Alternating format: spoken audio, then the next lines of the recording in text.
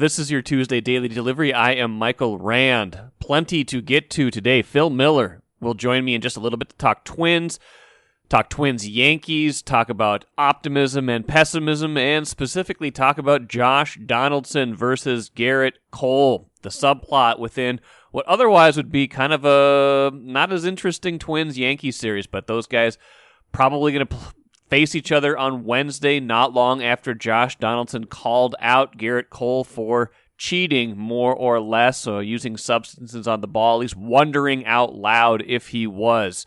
So Phil and I will talk a little bit about that in a little bit, and I'll get into that in a little bit more detail after that. But first, what did I miss? Brooklyn Nets, huge blowout win over Milwaukee Bucks in Game 2 of their playoff series on Monday night. Bucks had looked superhuman in knocking off the Heat very quickly in their playoff series, 4-game sweep. The Nets, however, on another level right now, and I just want to use that as a springboard for a little NBA discussion, a little NBA history lesson, and also a look at the Timberwolves as they are currently constructed. The Nets won 125-86 on Monday night, and they did not have James Harden in that game. He was hurt, hamstring tightness. So they win by 39 points over a very good team while they're missing ostensibly one of the greatest players of all time. How do they do that? They have a big three. And when you have a big three and one of them goes out, you still have the requisite NBA big two. That's what you really need on the court if you are going to succeed. Kevin Durant playing at a MVP level again, even after all those injuries. Kyrie Irving playing at a very high level as well. Nets have really good role players as well. Supporting cast has been talked about plenty. A lot added in buyout markets and such. But the big two remaining after one injury, and that's a big deal because, again, a big three is kind of a luxury to have all of them on the court at once. You can kind of spread them out bench-wise. You can play two at the same time all the time. But if one of them gets hurt, you're still okay. You're still okay because kind of back in the day, the big two was the big deal in the NBA, right? You had Shaq and Kobe. Before that, you had Michael Jordan and Scottie Pippen. Those guys were extremely durable, Pippen and Jordan in particular. So, having a big two was enough for those Bulls teams to win 6 championships. However, if you only have a quote-unquote big two and one of them gets hurt, or God forbid, if both of them get hurt, you are in trouble. And we saw that this year with the Lakers. Regular season, LeBron and Anthony Davis hurt at various times, sometimes at the same time. Lakers looked very, very ordinary. Get to the playoffs, Lakers are actually kind of getting back into business. Both of them back at full health. I think they took a 2-1 series lead over Phoenix. And then Davis gets hurt, and it just goes all completely sideways for the Lakers. LeBron can't carry the team like he used to. He's still probably got a little bit of an ankle problem. Suns end up pretty easily kind of cruising through those last few games, win that series 4-2, and then they take the first one over the Nuggets again on Monday night. But I guess the bigger point here is if you have that big three, it's a luxury because you can then go back to the big two, and that's why I want to talk about the Timberwolves for just a minute, because they're trying to construct that big three right now. You can see it with Towns and Russell was going to be the kind of original big two. Then they drafted Edwards, hoping he can be part of that big three. I feel like Edwards maybe has supplanted Russell in that pecking order a little bit. Chris Hine and I talked about that a couple weeks ago when I had him on the show. Having all three of those guys at the same time is a luxury. It will be a luxury going forward. Having at least two of them, when they are fully formed on the court at the same time, will be probably enough in a lot of instances. So if D'Angelo Russell is what the Wolves think he is and can be that kind of player, that serves them well going forward, because not only do they have a big three, quote-unquote, going into next season, they have the ability to withstand some of these injuries and other things that inevitably happen in the NBA that other teams won't be able to withstand if they don't have that. I'm Nyla Jean Myers, Senior Assistant Sports Editor at the Star Tribune. Thank you for listening to Strip Sports Daily Delivery. This work is made possible by our Star Tribune subscribers. For unlimited access to the articles mentioned in this podcast and our coverage of Minnesota sports from pros to preps, go to startribune.com/subscribe. Happy to have Phil Miller on today. Phil, of course, covers the Twins, has documented a great deal of what's gone on this season. Not much of it pleasant, but happy to have him on the show because he always delivers a lot of good information. Phil Miller, how are you today? Doing great, Mike. An actual day off in the 162 game extravaganza. Yes, we're talking on a Monday, getting ready for the Yankees series on Tuesday. 24-35, Phil, not great. I think you can look out over the last 2 or 3 weeks and see that the wins and losses have been a little bit better, although the competition has not been great either. Let's start with the idea of kind of where they are, where this team is, big picture, because I think you can give me a little bit of an injury update, but also, even if they are able to get some of these kind of cornerstone guys back, where is this organization, or where's the, as you think about how this team thinks of itself, where do you think they are right now in terms of optimism, pessimism, that sort of thing? I would say that my opinion turned this last week in Baltimore. I was one who was thinking, be patient, that there are signs, good signs that they're coming around. And Baltimore changed my thinking. They did not play well in Baltimore. They did not look like a contender in hiding. I think this is who they are. The rotation is in pieces. The bullpen has yet to have a prolonged stretch of effectiveness. The lineup is piecemeal, just some bizarre seasons, and some of their biggest weapons, particularly Byron Buxton and Louis Arise, are still out. I've been preaching patience and saying that it was just a slow start and that they could pull things together. I guess personally, I no longer think they can. They went 7-6 against the Royals and the Orioles. If they're not making up ground there, here come the Yankees and Astros this week. It's hard to see how quickly they're going to make up any ground there. It's 12 games, less than 4 months to go now. It's kind of a big ask. It certainly is. I mean, and there's nothing that they've necessarily done on the field that makes you think, okay, they're ready to turn that corner now. The only thing that could potentially change your mind, is if they get some of these guys that have been out for a while healthy. And you alluded to Byron Buxton. He's still foremost, far and away their leader in WAR, even though he's been out for a long stretch here, just kind of showing how little else they've had going, particularly at the plate and even in the field, but also, how good he was when he was healthy. He kind of leads a list of players that I'm curious about in terms of where they might be at. What do we think we know about timetables for Byron Buxton, Max Kepler, Kenta Maeda, guys that they were counting on to be, lineup mainstays, rotation, top of the rotation guys that have been out for a while here? Well, that part is good. That part's good news.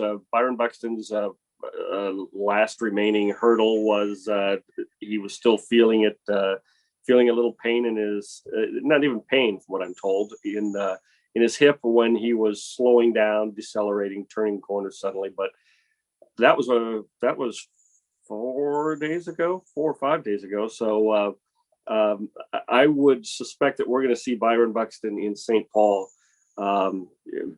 certainly this week, I think, and maybe at the beginning of this week. Rob Refsnyder, I can't believe that we're talking of him about as one of the mainstays, but Rob Refsnyder should be back from the concussion list for the Yankees series.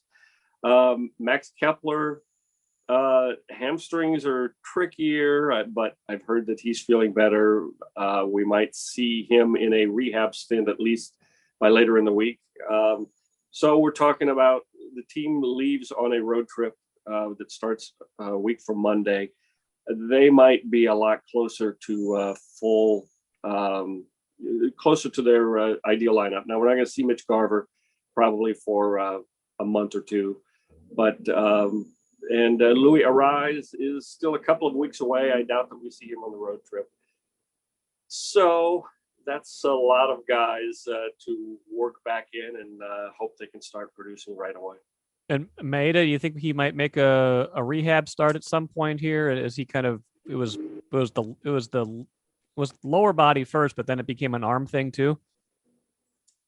It was, and it continues to be the arm thing. I think the arm thing is what they're most worried about. But the arm thing is, at least publicly, is not anything specific. They have said that they have not found any structural problems.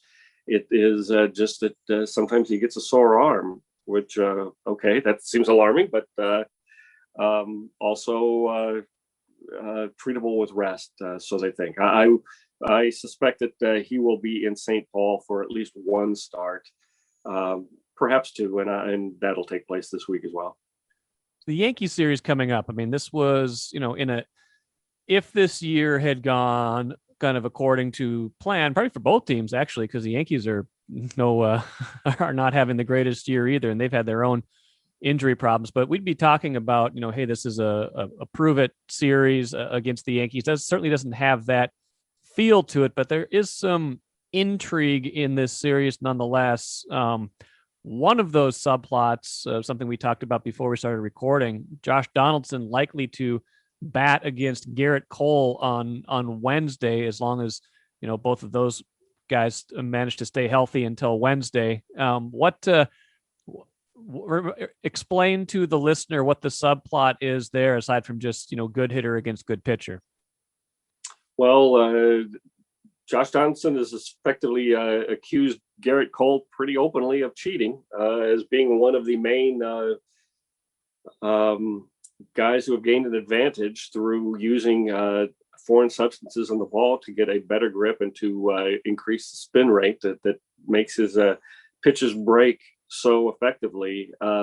Donaldson is more outspoken than most as a veteran and as someone who takes the science of hitting very, very seriously. He is very aware of the numbers of how spin rate is increasing and how that is making baseballs break more and make them harder to hit. And it is largely, to hear Josh tell it, and there's obviously some truth to it, due to pitchers applying substances, tacky substances, sticky substances to the ball. And he specifically cited Gerrit Cole as somebody who went to Houston, where this is all where the rules are somewhat more pliable down there, is the reputation. And he went to Houston. He learned how to throw with a much greater spin, much greater break on the ball. He got a contract worth more than $200 million from the Yankees. And one interpretation of Josh's complaints, I guess, is that it's largely due to factors that should not be part of the game. So he has named my name, and they face each other for the first time since then on Wednesday. I will be very interested in those at-bats. Yeah, no doubt. And it's, now Donaldson had tweeted about this a couple of weeks ago, saying, hey, I've got a whole catalog of video. It's coming out. This is kind of an exchange he had with Dallas Braden, if I'm not mistaken. And then that he didn't talk about it right away, but then did do a session on this fairly recently, right? It was kind of when things had died down a little bit. Yeah, it was in Kansas City over the weekend, Friday, I guess. He opened up about the list he's been keeping, the numbers he's been watching, the evidence that he thinks is pretty ironclad, that the significant drop in offense of the past couple of years is in no small part due to pitchers using better and better substances. The same technology that allows Donaldson to gather evidence of this is, of course, the same technology that allowed pitchers to see the effectiveness that they could gain by using this stuff. And while it has always kind of been an open secret in baseball, his contention is now much more widespread, and the substances they are using are much more effective and illegal. And so this is kind of unusual, right? For, within the kind of sanctuary of, players, you don't usually get player calling out player like this? No. Is it in your estimation, is this a little bit of a rarity that makes this extra kind of interesting as we think about this matchup? There's definitely an ethic within the game of not criticizing other players. We're all going through the same things. It's a difficult sport, and it's difficult for all of us. But Donaldson, an exception was made to that when it was revealed that the Astros were using electronics and garbage cans to convey signs, and you started to see some criticism after that, and players do clearly are. Josh Donaldson is clearly offended by this whole notion of using something that gives them an unfair advantage. Not many veterans feel like they have the the status in the game maybe to speak up about it, but as a former MVP, he does. And it's interesting to me that baseball has so publicly said they're cracking down on this, and Right. And Josh is kind of chiming in on this. I don't think baseball is handling it particularly well, allowing this to become a player against player situation where there are actual accusations out there. But it is, it's something that baseball is aware of, and they've announced their intention of changing it. Whether or not they actually will accomplish that, we'll be interested to see. Couple of competitors, no doubt. I mean, if I remember, the game was at 2020 where Donaldson didn't like a call, hit a home run, and brushed the plate with dirt. I mean, you can imagine there's a potential, not that this is going to happen, there's a potential for some drama in those at bats if they do come to pass on Wednesday. So it's a fun little subplot. I'm glad you reminded me of that one. Oh. Yeah, and it's there was no real fallout that I'm aware of for Donaldson for criticizing the umpires last week. And remember, he talked about how most of them just want to hurry this up and go home.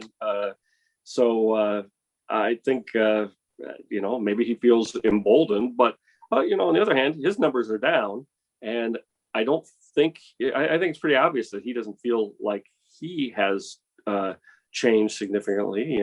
He's 35, so maybe there is some signs of decline, but I think he not only feels emboldened, but he feels like he is being personally cheated by relief pitchers. And he talked about all the unknown guys you've never heard of who come up and suddenly have curveballs that fall off the table. He's personally affected by it, so it's very important to him.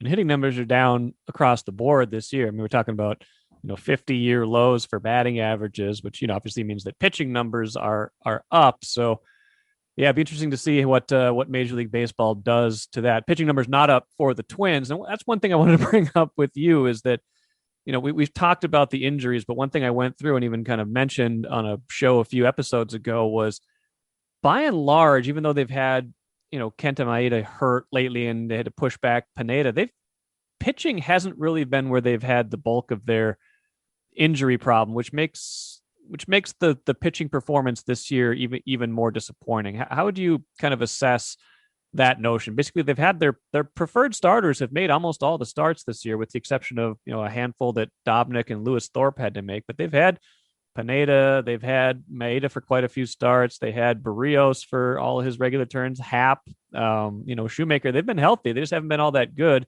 Same with the bullpen with, Robles has been healthy. Colomé has been healthy. Duffy's been largely healthy. So is Rogers. I mean, if you're talking about their main guys, they've largely been healthy. They've just underperformed as a group. Yeah, that is disappointing. And they have kind of reverted to the old Twins that don't strike out as many batters as other teams do. Part of that they knew going in, but they figured they had beefed up the defense to handle the extra balls in play, and that has not worked out well. But in general, the pitching has been a large disappointment, and their pitching staff really does stand out in that way, that they don't have many guys that can make up for ineffectiveness for control problems just by rearing back and striking out extra guys. I think we're halfway through the season, well, a third of the way through the season, and I think we can say that they've miscalculated on a couple of guys.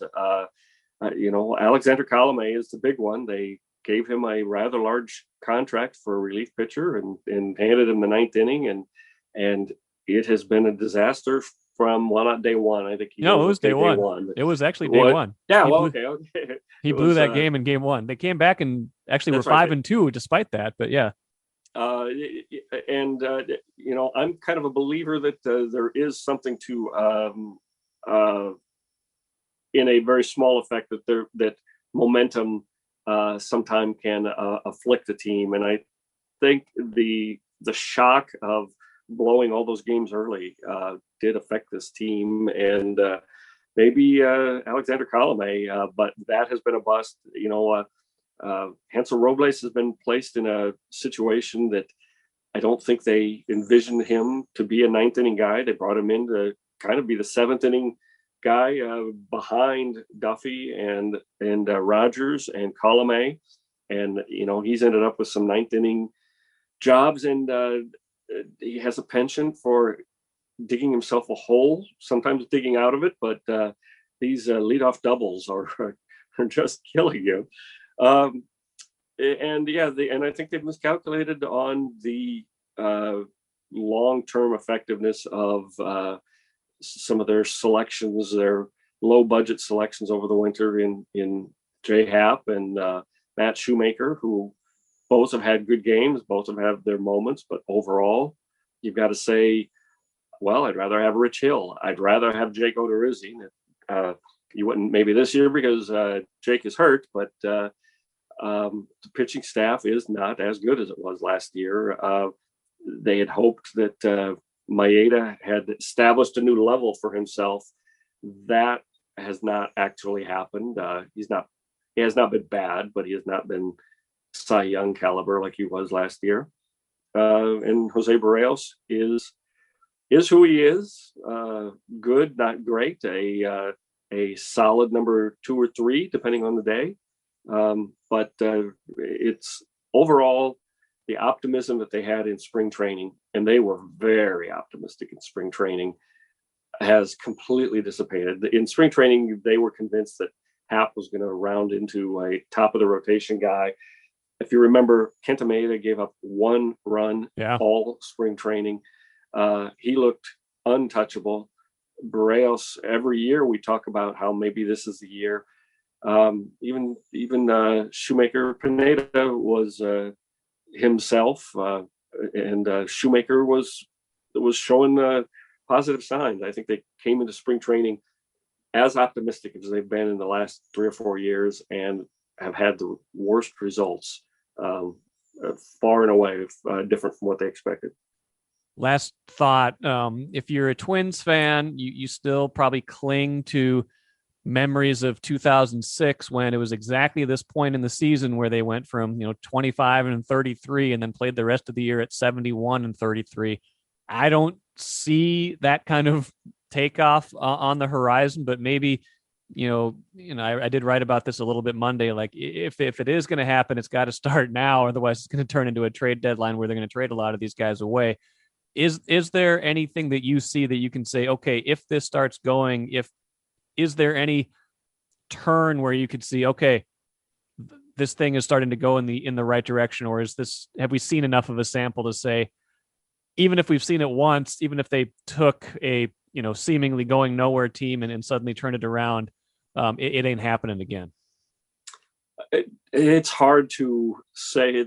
It seems so strange to say it happened to this team once before 15 years ago. So maybe it could happen again. I mean, maybe it can. I'm not really. I sure don't see many signs of that. Byron Buxton coming back will undoubtedly help the team a lot, especially if he is anywhere close to what he was in April. Maybe you build some momentum off that, but that doesn't address the pitching. That doesn't address the bullpen. Is a nightly problem.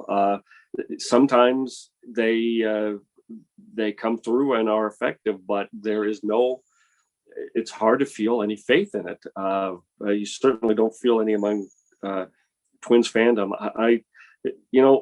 One other thing that this has done is it's created some difficult decisions ahead. When Byron Buxton and Max Kepler come back, well, they've got Trevor Larnach and Alex Kirilloff in the outfield now. They seem somewhat committed to developing them. They seem like they are already established major leaguers.